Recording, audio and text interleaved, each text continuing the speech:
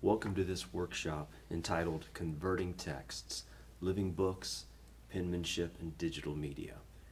The goal of this workshop is to provide at least one answer to the question or one of the questions that's been raised for this year's Central West Virginia Writing Project Conference. One of the questions that was raised is, how can we connect reading and writing to engage students in the craft of writing in traditional and digital environments? Well, in short, one way we can engage students is by presenting to them the why. Why should they read and why should they write? Emerson has a talk he gave years ago entitled The American Scholar. And in that talk, Emerson says, "It is remarkable the character of the pleasure we derive from the best books. They impress us ever with the conviction that one nature wrote and the same nature reads." Already Emerson is alluding to the fact that reading, and reading the best books, connects us to ideas and to people. Harold Bloom will borrow from Emerson when Bloom wrote his book, Why Read? And in that book, Bloom would say we should read so that we are connecting with other human beings, so that we are finding these ideas and understanding these ideas, because ultimately that will help us prepare ourselves for our final hours. We might talk about that a little bit more here in just a minute, but it's obvious that both Emerson and Bloom read to find and to try to understand great ideas. But then why should students write? Well, one refrain that's often used when we talk about writing is, well, we want to express ourselves. Joan Didion has a really good essay entitled Why I Write, and in that essay, Didion talks about writing as a means of encountering and dealing with the self, right? That invisible part of every human being that contains both our good, our bad, and our ugly. Didion sees writing as an attempt to contemplate and to understand great ideas, not only for her, about herself, but also with the world around her. And it's obvious when you read her works that she is someone who's attuned to what's going on around her, and she is someone who is also well read. And more on this idea of why we should write and dealing with the self, Andrew Padua, who's the founder of the Institute for Excellence in Writing, he oftentimes hears parents say, I just want my child to enjoy writing.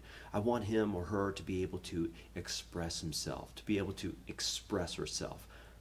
Padua deals with that in an article entitled, You Don't Have to Like Writing, the Real Goal of English Composition. Listen to what Padua says. Let's look at this idea of expressing oneself. I'm not sure I really know what that means, but I do know that writing is much more about expressing ideas than selves. We can express our own thoughts or feelings, but we must have the ideas, the words, which make it possible. In my case, I'm not sure I've ever had a completely original thought. I'm pretty sure that everything I've ever thought of first came from somewhere outside of me. My thinking is the combination and permutation of previously existing ideas that I have encountered and remembered. This is the nature of human creativity. We need to look outside ourselves for the raw materials and tools to create anything, even writing. So by presenting students with the reason why they should read and why they should write, we call our students to look outside themselves, to look outside the classroom, and challenge them to engraft their lives with the ideas that undergird anything and everyone. And one of the best ways to do this is to make sure that you're dealing with living books. Charlotte Mason has a quote you'll find in the lecture notes that will be made available for you so you can go back through and track what we're going to talk about here today. Charlotte Mason says, education is a life. That life is sustained by ideas. And based on the different sources we mentioned earlier, Mason would be in agreement with Didion and Emerson and Bloom and Padua. Mason is also the woman credited with coining the term living books. So what is a living book? Well, it's important to know that first, living books do not change. They remain unchanged. According to Mason, from her piece, A Philosophy of Education, here's how she defines a living book. A living book is a fit and beautiful expression of inspiring ideas and pictures of life. This takes us back to Didion. In Didion's writing, she's constantly trying to present to the reader a picture of life, whether it's of her life or the life that's going on around her. Mason also says this about living books. Living books inspire ideas from the thinker because they're written in story form and contain literary language intended to help the reader's mind form a vivid mental picture. Now, Mason would never in her lifetime offer what we might call a top 10 list or a top 100 list of living books. Mason's desire was to use narratives as a primary teaching tool, and ideally primary sources as a teaching tool. And living books, we can find them, they don't have to contain a story. We'll talk a little bit more about story here in just a minute. But there are living books that can be used not just in a literature class or in a writing class. There are living books that qualify for if you're learning mathematics, if you're learning parts of geometry or astronomy. History is a great avenue in which you can explore primary sources that are living books, works which are alive. The letters of Abraham Lincoln, the letters of John Adams that he would exchange with his wife Abigail. These are just a few examples of works that are written according to a literary standard and contain at times a narrative structure, but they're also wrestling with these great inspiring ideas. But Mason was very interested in narrative and story as a means of teaching people, whether it was children on into adulthood. So this brings up a fun question. What's your favorite story? Do you remember one of the first stories that engendered within you a love for life, a love for learning, stories that challenged you to aim, as Aristotle would say, to aim at some good, and as other ancient writers, the Apostle Paul being to aim at the good? What's your favorite story? There's a good possibility that if you're working with stories that you love and you know they've been loved for hundreds if not thousands of years, you're working with great material when you engage with your students. But I like what Robert McKee says when it comes to story. Right? Why is story so influential? Robert McKee says in his book entitled Story, says this: the archetypal story unearths a universally human experience, then wraps itself inside a unique culture-specific expression. First, the discovery of a world we do not know.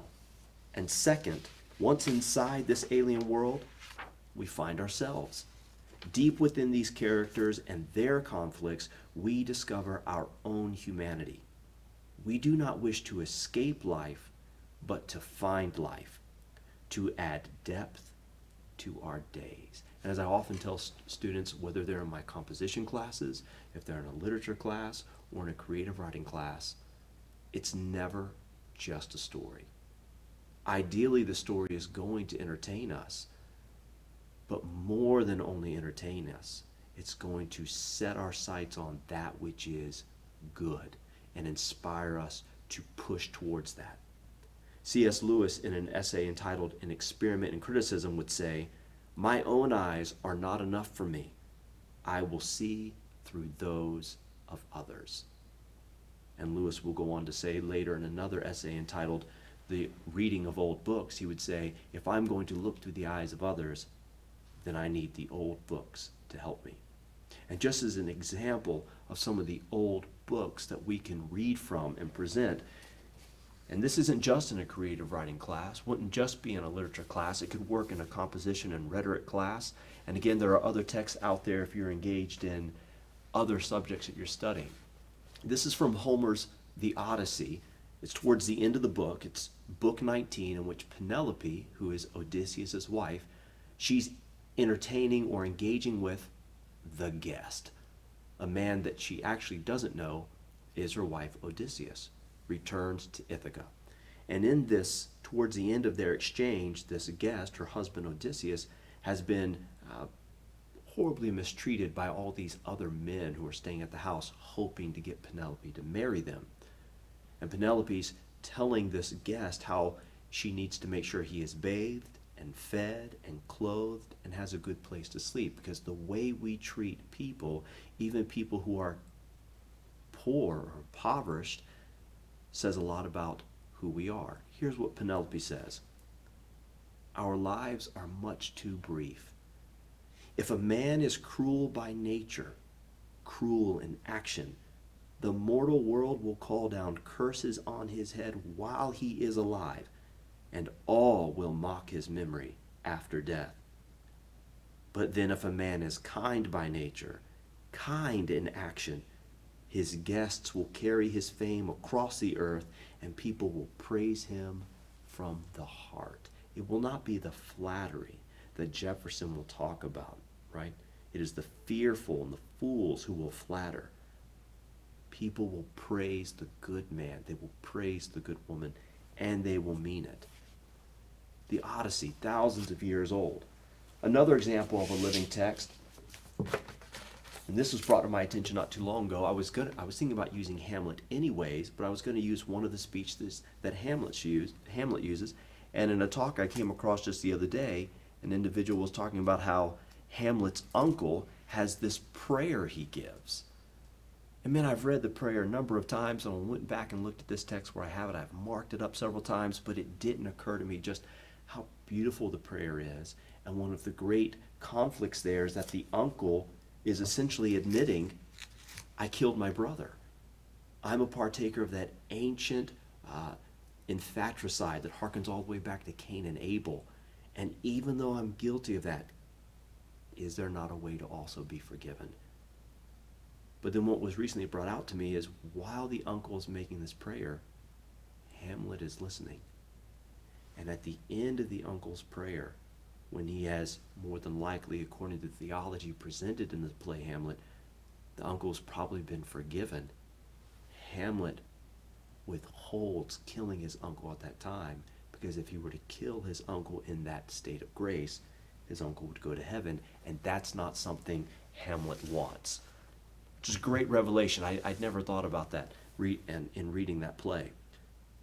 But we're talking about old books. Here's one from No Country for Old Men. I had the pleasure of teaching this at Concord University years ago. We were looking at the text from the book, and then we were analyzing the film as well. But No Country for Old Men is a great meditation on American culture. Listen to this line from the primary character, the Sheriff Moss. And if you read this book, you'll see that in between the narrative chapters, in which the Chigurh is hunting down the man who took his money, and the sheriff is hunting both of those down, you have passages in which the sheriff has essentially kept a journal, or it's as if he's being interviewed and giving an account of his life. This is from chapter 5 from No Country for Old Men, in which the sheriff says, "Stories get passed on, and the truth gets passed over, as the saying goes, which I reckon some would take as meaning that the truth can't compete. But I don't believe that. I think that when the lies are all told and forgot, the truth will be there yet. It don't move about from place to place, and it don't change from time to time. You can't corrupt it any more than you can salt. You can't corrupt it because that's what it is. It's the thing you're talking about. I've heard it compared to the rock, maybe in the Bible, and I wouldn't disagree with that. But it'll be here even when the rock is gone. I'm sure these people would disagree with that. Quite a few, in fact. But I never could find out what any of them did believe."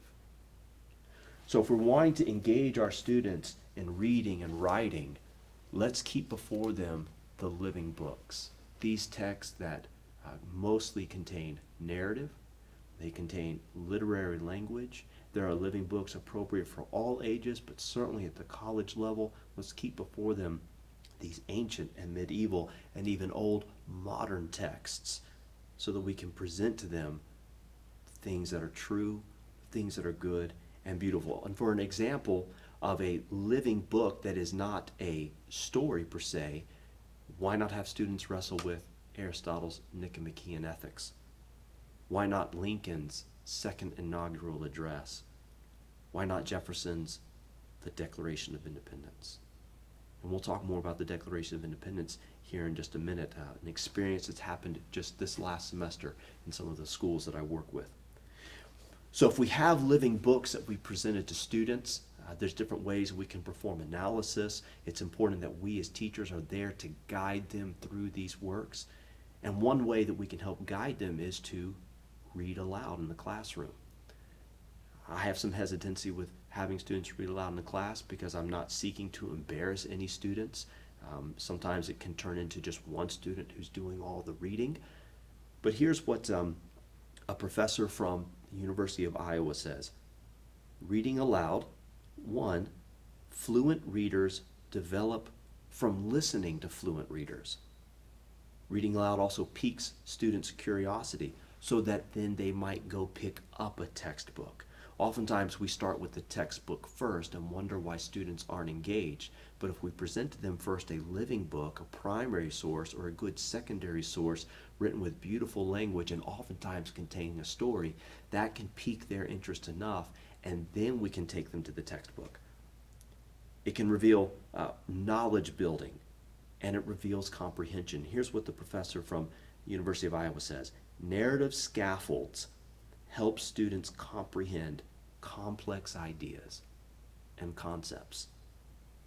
And then she talks about how rereading aloud often reveals new uncertainties about a passage, which teaches students to continually challenge their assumptions. It honors the intellectual work done to form an interpretation rather than teaching students to memorize the standard interpretation of a text, or rather than just letting students accept any interpretation that they come across. And the most recent experience I've had with this is in my Composition 102 class, a research class, presenting students with the Declaration of Independence, primarily as a means to examine logic and argument. And when students were turning in papers, writing a critique paper on the Declaration of Independence, it was not necessarily surprising the number of students who would make the claim that the Declaration of Independence is no longer needed or is a hypocritical text, given that many of the founders owned slaves and that slavery would continue for years after the writing Declaration of Independence and would be one of the things that compelled our nation to engage in a civil war. That allows us to explore the logical fallacy of conflation. Because the founding fathers had flaws, and it's flaws that we cannot overlook or deny, does that mean that what they wrote in the Declaration of Independence is flawed and is wrong? The answer is no. We hold these truths to be self-evident that all men are created equal and are endowed by their Creator with certain unalienable rights of life, liberty, and the pursuit of happiness. These are truths. But as human character often reveals, we rarely live up to the truth. So it was a great experience to put an old text in front of students, to allow them to engage with it, to talk about it, to write about it, and to help guide them back towards a better understanding. And of course, at the end of the day, it's up to them whether or not they're going to accept that. But oftentimes, if we just hold on to our assumptions of what a text means, we can shove something off without giving it the time of day, which can result in the canceling of a text, with the censoring of a text. And that's not what a society needs. It's certainly not what a college needs. And I like what Paul Elmer Moore says in his essay, Academic Leadership. The heir of the ancient lords of wisdom, those who read the old books, they are citizens of the past and the future. And such a character of citizenship is the duty of the college to provide.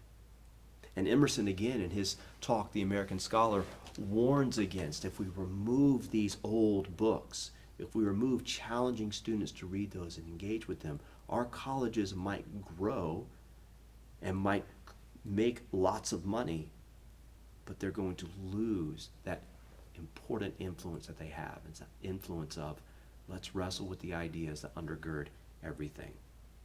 So living books invite a conversation, right? They want the reader to come in and engage with them.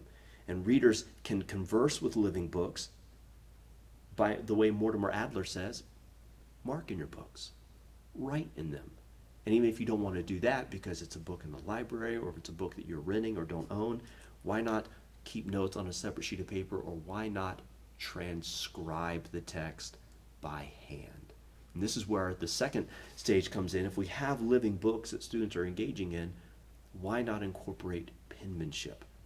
This is not anything against phones. This isn't anything against computers. Eventually, we're going to get students there, and we want students to be able to use them. But one of the things that living books challenge students to do, and one thing that penmanship challenges students to do, is to stop and reflect.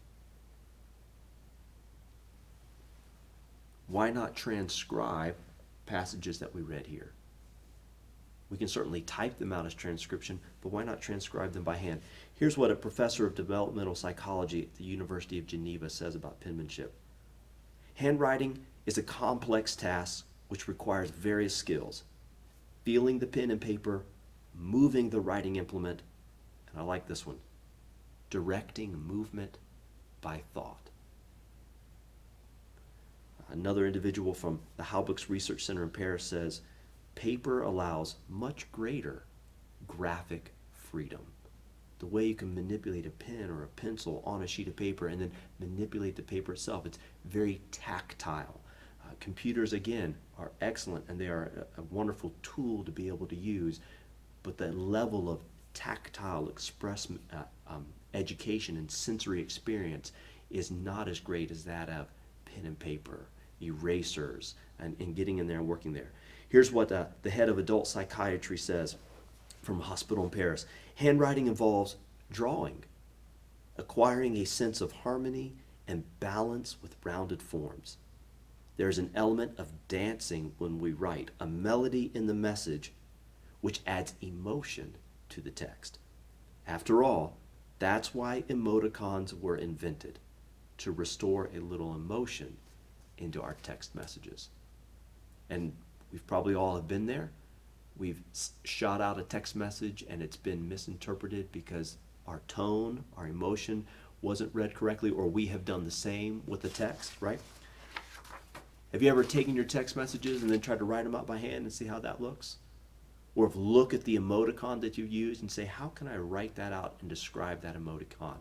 And work that with my handwriting. And again, oftentimes when we get to the college level, students are typing so fast and so much of their writing is already set. Now, this is very important with handwriting with younger students. But if we look at literature, or if we look at mathematics, or look at nursing or any branch of study at the college level and see that a student's interest must be better formed, we don't want to let handwriting sit off to the side and maybe not encourage students to better form their own penmanship there. This is not to say, however, that beautiful handwriting equates to also beautiful ideas and good thoughts, right? Any of us who have written by hand and go back and look at it later know that the handwriting was just the first stage. But handwriting can be rushed, right? It's no sure resolution to poor thinking, but to write by hand, especially a paper that will eventually be typed, requires students to at least see their ideas and think about them more than once. That usually involves a type of stillness. And I like what the professor of history at Hillsdale College says, learning begins in stillness, the starting requirement for the exercise of contemplation.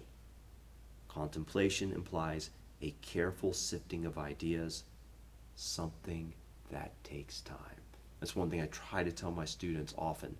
To write a paper, it's going to take time. Please don't wait till the night before. And one of the challenges for the college student is the English professor doesn't really care about what the business professor or the nursing professor or the engineering professor, and if it's a student athlete, what the coach is having them to do. Their time is even under a greater strain, especially for a college student who, if not playing a sport, is working a job, or a college student who's come back and has children that she's raising or he's trying to raise. Time is constantly seems like it's fleeting, and yet a proper education is going to take its time. So though the digital community is where students might feel the most comfortable, right? If you put a living book, an old book in front of them, they might, I don't know about that. If we start talking about penmanship and handwriting, they might, I don't know about that. The digital world might be where they feel more comfortable, but it's a world that feeds off of rapid response. Responses usually lacking depth of thought. So to begin with living books, then to handwrite portions of those texts grants students a means by which they can develop a habit of contemplating great things so that their digital productions mirror great works rather than quick or rash reactions. This brings me to the last point. Digital media as scholarship. So if we have living books and we understand what a living book is, and part of the review questions that will be made available alongside these lecture notes is for you to tell us, well, based on the definition, what do you think qualifies as a living book?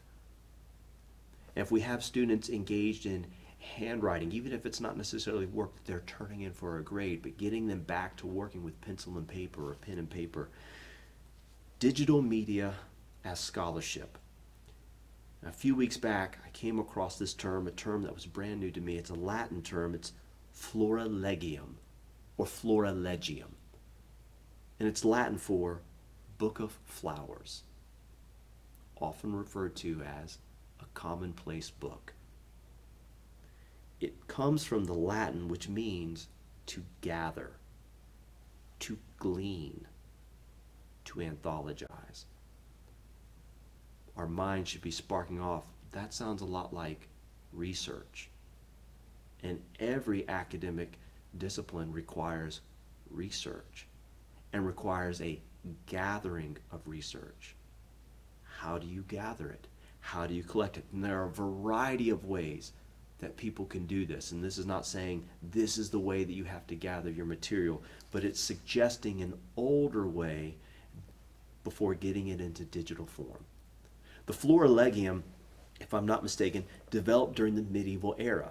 Medieval thinkers would take passages from their favorite works and they would transcribe them. They would handwrite these passages onto their own scrolls or into their own books.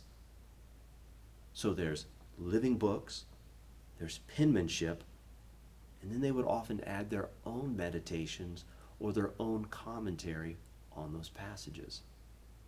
And after a while, they would fill up that scroll, or they would fill up the book, and before you know it, this medieval thinker might not have ever written one of those original works, but now has an offering, an anthology to present to show how they've wrestled with these ideas.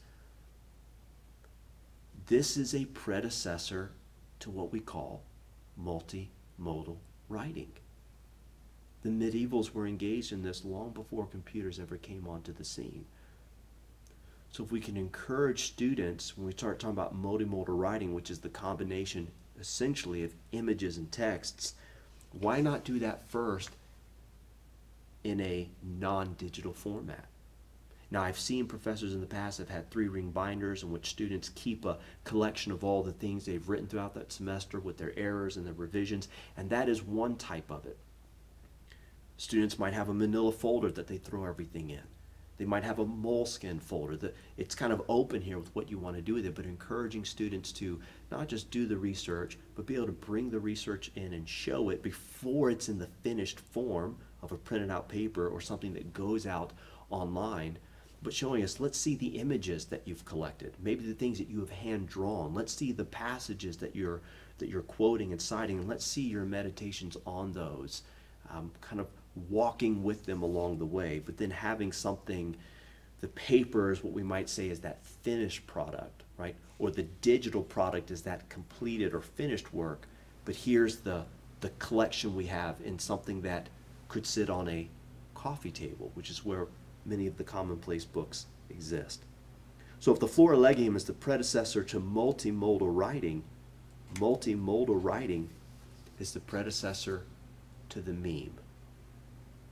Do you have a favorite meme? Some of the favorites I have are memes that involve a picture from maybe a great film, and then a text inserted over that, which incorporates the humor. Or there's a lot of great examples out there of images that people have created themselves, and then they overlay that text with some great work. We can encourage students to not just do a study or a scholarship into the world of memes, but maybe using them as a type of scholarship. If not in an academic paper that they submit or in a creative work that they submit, at least part of that process of wrestling with ideas. Again, to quote Mason, an education is a life, and life is sustained by ideas. So consider assigning students the task of compiling their research for either an academic writing or a creative writing project, or if it's in an engineering class or a geometry class, they can have handwritten copies of passages from great books, primary sources, images that are hand-drawn or curated from their personal library or from the internet, and then also their student summary or commentary on those passages and on those images. All of it rooted in living books. Living books that we engage with through the act of penmanship, a gleaning of great ideas prior to moving into the digital world. So there's going to be some review questions that will be made available. These lecture notes will also be made available. And what I'd like you to do, if you take the time to answer the review questions, and there will be a few opportunities for you to talk about, well, what's one of your favorite living books? What is that passage? What's something that you use in the classroom when it comes to engaging students with reading and writing across these various modes? So that will be made available to you. And after you answer all those, I would love for you to send a copy of that to me in my email, which will be made available in the review notes. And there will also be another handout made available of the different texts that we read today as examples of living books. I thank you very much for your time, and I look forward to hearing from you and all the different ideas you have with engaging students in reading and writing. Thank you.